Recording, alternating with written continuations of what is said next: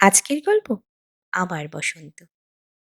কথনে মনামী বোস বিশ্বাস, লেখনী গায়ত্রী রায় বিশ্বাস।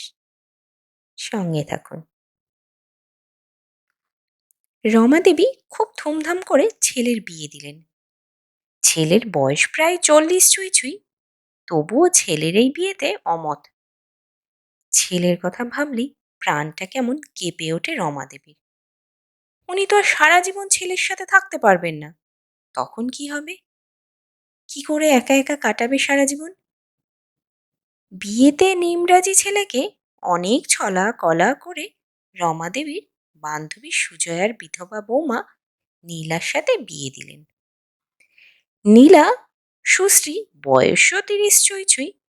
বিয়ে হয়েছিল 3 বছর আগে, প্রেম বিবাহ। কিন্তু একটা বাইক অ্যাক্সিডেন্টে সুজয়া দেবীর একমাত্র ছেলে রবি মারা যায়। তারপর থেকে নীলা কেমন যেন প্রাণহীন হয়ে গিয়েছিল।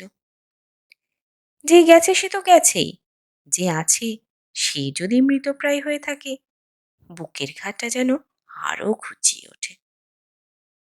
সুজয়া দেবী মরিয়া হয়ে ওঠেন নীলাকে স্বাভাবিক জীবনে ফিরিয়ে আনার জন্য। ছেলের শোক ভুলে উঠে পড়ে লাগেন এমন একজনের খোঁজে যে বিনা বাক্যে নীলাকে আপন করে নেবে। এদিকে রমা দেবীও ছেলের বিয়ে না দিলে শান্তি পাচ্ছেন না। একটা বয়স তো থাকে, অন্তত একটা নাতি বা নাতনির মুখ যদি দেখা যায়, সেও পরম প্রাপ্য। সুজয়া দেবী আর রমা দেবীর দেখা হলো 35 বছর পর, আসাম যাওয়ার সময় ট্রেনে। দুজনেই পাশে থাকলেও কারোর মধ্যে সেরকমভাবে যোগাযোগ ছিল না। দুজনেই কামাখ্যা যাচ্ছেন মায়ের কাছে আবদার জানাতে, যাতে বাচ্চা দুটোর একটা হিল্লে হয়। কথায় কথায় দুজনের পরিস্থিতি উঠে আসলে ট্রেনে বসে ঠিক হয় ওদের ভবিষ্যৎ ওরাই গড়ে দেবেন। বেশি কিছু পরিশ্রম করতে হয়নি দুজনকে। তো যথারীতি বিয়েতে আপত্তি তোলে বিয়ের কনে আর বর। নীলার প্রায় শাশুড়ির হাতে পায়ে ধরার অবস্থা। সে কিছুতেই এ বাড়ি ছেড়ে যাবে না। স্বামীর স্মৃতিটুকু আঁকড়ে থাকতে চায় নীলা। সুজয়া দেবী এইটাই চেয়েছিল, ছেলে বৌমা নাতি নাতনি নিয়ে সুখের সংসার হবে। কিন্তু সব ভাবনা কি আর বাস্তব হয়? বুকের ওপর চাই প্রমাণ পাথর বসিয়ে জোর করতে লাগলেন নীলাকে বিয়ের জন্য। অবুঝ বৌমাকে বাস্তব দেখাতে লাগলেন যে একা বাঁচাটা বড়ই কষ্ট। ভালোবাসাহীন জীবন মৃত্যুর চাইতেও ভয়াবহ। সারা জীবন কোনো মা বাবাই তো আর পাশে থাকবে না। অনেক বোঝানোর পর নিমরাজি হলো নীলা। বুকে রইল এক রাশ রাগ আর অভিমান। যাই হোক, সম্পন্ন হলো বিয়ে। ফুলশয্যার খাটে বসে আছে নীলা। ভীষণ ভয় করছে তার। তার যেন ভীষণই মন খারাপ। জীবনে এমন দিন আসবে কোনোদিনও ভাবেনি নীলা। কি ভীষণ খুশি ছিল ওর সাথে। ভাবতে ভাবতেই ঘরে ঢুকলো পীযূষ, নীলার বর্তমান স্বামী। দেখেই নীলা খাটের এক কোণায় গুটিয়ে গেল। সে যেন ভীষণ ভয় পাচ্ছে, যেন কাছে এলেই চিৎকার করবে। আয়নার সামনে দাঁড়িয়ে নিজেকে অনেক বুঝিয়েছে নীলা, কিন্তু এখন যেন হাঁসফাঁস লাগছে। মনে হচ্ছে পালিয়ে যেতে পারলে খুব ভালো হতো। জোর জবরদস্তি করে পীযূষকে তার জেঠতুতো ও কাকাতুতো বৌদি আর বোনেরা ঘরে ঢুকিয়ে বাইরে থেকে তালা দিয়ে দিল, যাতে ওরা বাইরে বেরোতে না পারে। ঢুকেই পীযূষ সারা ঘর ভালো করে দেখল। ফুলে ফুলে ঢেকে গেছে ঘর। খাট এমনভাবে সাজিয়েছে যেন ফুলের মেলা। সেই মেলার ভিড়ে কেউ যেন বসে আছে। পীযূষ আর তাকালো না। বালিশ নিয়ে ওর দিকের ফুলগুলো ঝেড়ে ফেলে দিয়ে দুজনের মাঝে একটা পাশ বালিশ দিয়ে নীলার দিকে পেছন ঘুরে শুয়ে পড়ল। নীলা বেশ অবাক। কেউ এমন আচরণ করবে সে ভাবতেও পারেনি। যাই হোক, নীলা নিশ্চিন্তে বিছানায় শুয়ে পড়ল। ধীরে ধীরে দিন, তারিখ, রাত বদলাতে থাকলো, কিন্তু পীযূষ আর নীলার আচরণের কোনো উন্নতি নেই। একই ঘরে দুজন দুই গ্রহের প্রাণীর মতো থাকে যেন। কিছুদিন পর ভীষণ গরমের এক রাত, ইনভার্টার খারাপ হয়ে পড়ে আছে, লোকটিকেও পাওয়া যায়নি। পীযূষ আর নীলা গভীর ঘুমে আচ্ছন্ন। প্রচন্ড গরমে ঘুমটা ভেঙে গেল নীলার। অস্বস্তিতে ঘুমটা নষ্ট হলে ধীরে ধীরে চোখ খুললে বুঝতে পারে লোডশেডিং। চারপাশে ঘুটঘুটে অন্ধকার। অন্ধকার আগাগোড়ায় ভয় পায় নীলা। একটা আর্তনাদ করে উঠতে গেলে তালেগুলে গিয়ে পড়ে পীযূষের বুকের উপর। পীযূষের ঘুমটা আগেই ভেঙেছিল। নীলা আর্তনাদ করলে একটা ছোট্ট ধমক লাগায় পীযূষ, চুপ। আর তারপরই সব যেন চুপ হয়ে যায়। দীর্ঘদিন পর কোনো পুরুষ মানুষের ছোঁয়া জাগিয়ে তোলে নীলার ঘুমিয়ে থাকা অঙ্গ প্রত্যঙ্গকে। পীযূষের গভীর শ্বাস প্রশ্বাস বুকের ধুকপুকানি বাড়িয়ে তোলে নীলার সুপ্ত চাহিদা। পীযূষ কোনোদিনও মেয়ে ঘেঁষা ছিল না। নীলা পীযূষের বুকে লেপ্টে থাকা এত নরম ছোঁয়া, হাত দুটো যেন আরও কিছু ছুঁতে চায়। পীযূষের হাত নীলার চারপাশে শক্ত বাহুডোরে বাঁধতে থাকে নিজের অজান্তে। নীলা যেন আরও কাছে আরও কাছে আসতে থাকে। নীলার শ্বাস যেমন দ্রুত থেকে দ্রুততম হতে থাকে, পীযূষও যেন কোনো মধুর আকাঙ্ক্ষায় নীলার মুখের সন্ধানে হাতটা বাড়ায়। নীলা শান্ত, যেন শান্ত কোনো ঢেউ সমুদ্রতটে জোয়ার হয়ে আছড়ে পড়ার অপেক্ষায়। এই মুহূর্তে ঘরের নীল রঙের আলোটাই জ্বলে ওঠে। ফ্যানটা চলতে আরম্ভ করে।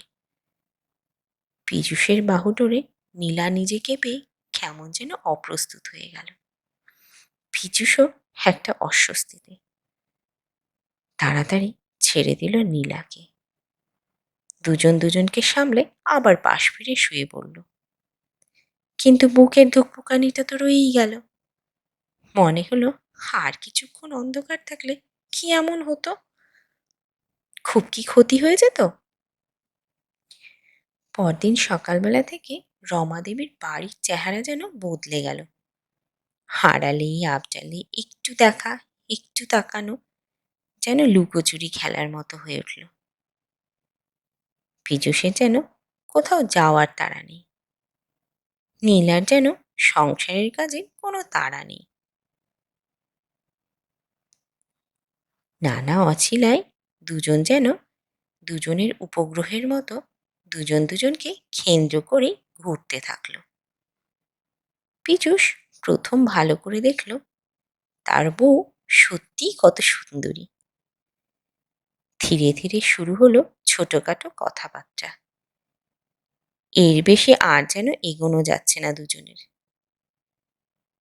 পীযূষ মেয়েদের থেকে 10 হাত দূরে থাকতো সবসময়।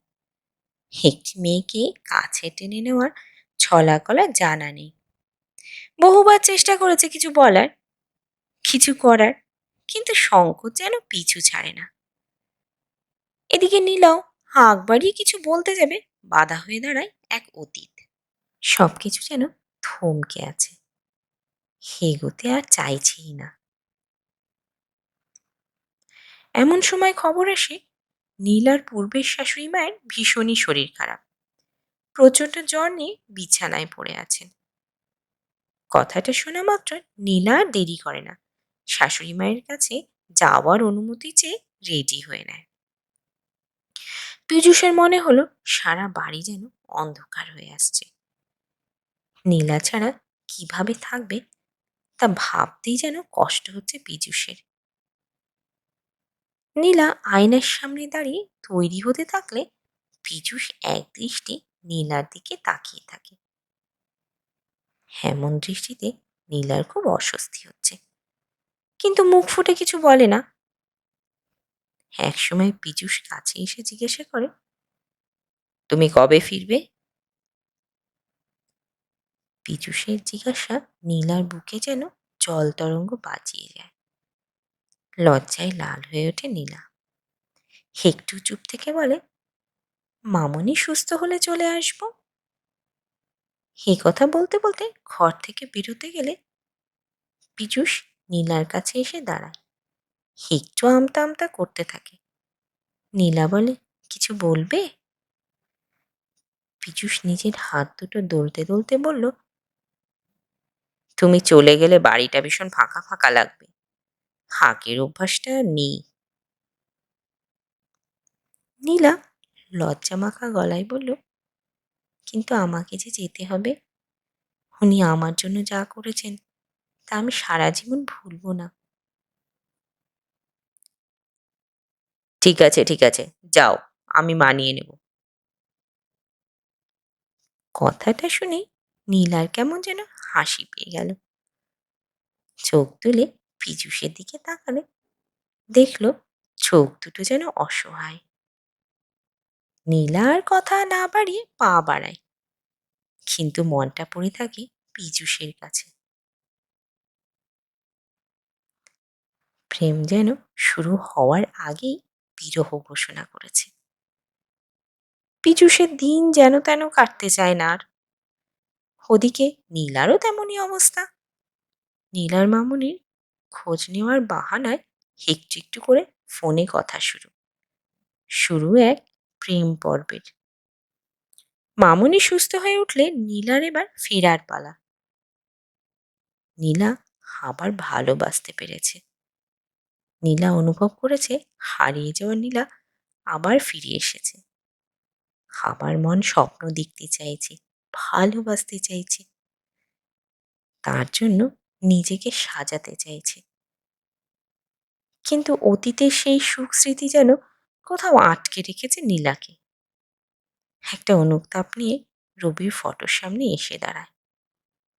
তারপর রবিকে বলে, আমি সত্যিই চাইনি তোমাকে ছেড়ে যেতে, বিশ্বাস করো। কিন্তু তো কেউই শুনলো না আমার কথা। আজ আমি অন্যের স্ত্রী রবি। আমি কোনোদিনও ভাবিনি তোমাকে ছাড়া অন্য কারো কাছে যাব। কিন্তু ভাগ্যের কি পরিহাস দেখো, কোনো কিছুই না চাইতেই ওকে আমি ভালোবেসে ফেলেছি রবি। তুমি কি আমায় ক্ষমা করবে? বলে কেঁদে উঠল। পেছনে কখন মামনি এসে দাঁড়িয়েছে জানেই না নীলা। মামনি নীলার কাঁধে হাত দিতেই নীলা চমকে ওঠে। মামনি বোঝায়, যে ভালোবাসে সে ত্যাগ করতে জানে রে। ও তোকে ভালোবাসতো, তাই ও যেখানেই থাকুক খুশি হবে এই দেখে যে ওর নীলা আবার ভালোবাসতে পেরেছে। গাড়ির হর্ন বাজে। এই তো গাড়ি এসে গেছে। নীলার চোখ মুছিয়ে কপালে একটা চুমু দিয়ে মামনি বলল, ভালো থাকিস মা। পীযূষ আজ মনে মনে খুব খুশি, কিন্তু বউকে কখন কাছে পাবে তার চিন্তায় ছটফট করছে। রাতের সংসারে কাজ সেরে ঘরে ঢুকতে ঢুকতে একটু দেরি হয়ে গেল নীলার। এসে আয়নার কাছে বসলো। পীযূষ একটু ছটফট করছে, কারণও জানে না কিভাবে আগ্রহ নিয়ে বউয়ের কাছে যেতে হয়। অনেক রিহার্সালও করেছে বটে। এমন সময় নীলা এসে বিছানায় বসল। পীযূষকে নীলা বলল, লাইটটা অফ করে দিই। এসো। পীযূষ অবাক। নীলা মুচকি হেসে বলল, এখন আর অন্ধকারে ভয় পাই না আমি। তো বন্ধুরা, কেমন লাগলো আজকের গল্পটি? আজকের গল্পটি কেমন লাগলো তা কমেন্টে জানান প্লিজ। ভিন্ন স্বাদের গল্প তাড়াতাড়ি পেতে গেলে আমাদের চ্যানেলটিকে সাবস্ক্রাইব করুন। গল্প ভালো লাগলে লাইক, কমেন্ট ও শেয়ার করুন। আর হ্যাঁ, সইকে সাবস্ক্রাইব করতে ভুলবেন না যেন। ভিন্ন স্বাদের ও ভিন্ন ধরনের গল্পের ডালি নিয়ে আমরা খুব তাড়াতাড়ি আপনাদের কাছে আবার হাজির হব। ততদিন ভালো থাকবেন। ধন্যবাদ।